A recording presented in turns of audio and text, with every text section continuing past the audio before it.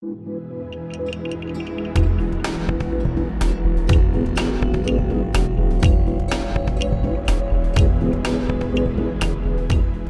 Link is this audacious vision to create reconnected country between the wet forests of the southwest of WA and the immense woodlands of the drier interior, which is the Great Western Woodlands area up here. And the zone in the central bit between these two areas is the central zone of Gondwana Link, which is fairly fragmented, but also has some really massive chunks of bush, such as the Stirling Range National Park, the Fitzgerald River National Park, Lake Magenta, etc. So we've been working in this area where you've got a chance of achieving some connectivity across the landscape, some permeability. In other words, it doesn't have to be a corridor that's all connected.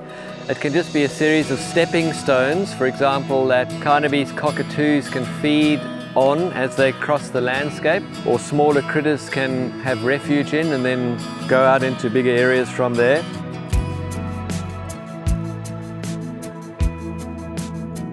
This is on Tambellup Noongar land, Tama Farm it's called. When we first planted them, it took them about 3 years to grow through or start shooting up. So just, you're thinking, well, you didn't think it was going to grow.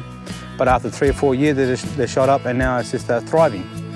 From a place that was bare to now you've got all of the native trees and more trees growing where there was nothing. Well, the way the country is going, it's like everything's getting bare with, the salt and that. You need a bit more of the younger generation out here, 18 to 21, you need a few more of them out here. It'll be good for their health, like fitness, and get them out of trouble too as well, especially the people in the communities.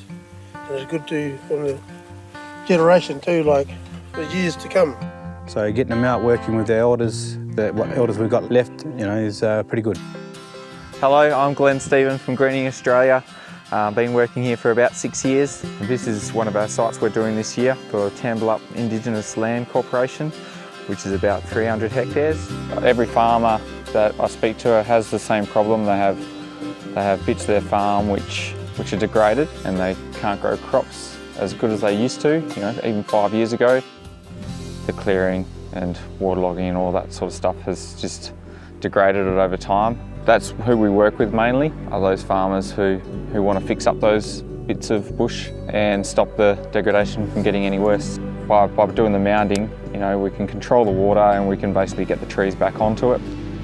A lot of farmers and other landholders do re-veg and restoration for a number of reasons. It might be because they've got salinity problems on their property that they want to fix and they can see how it's spreading and that they need to do more and larger scale restoration. It might be habitat values, but I think with the global climate changing and people becoming more aware on that, I think planting up landscapes with trees and shrubs is going to become a necessity for everybody.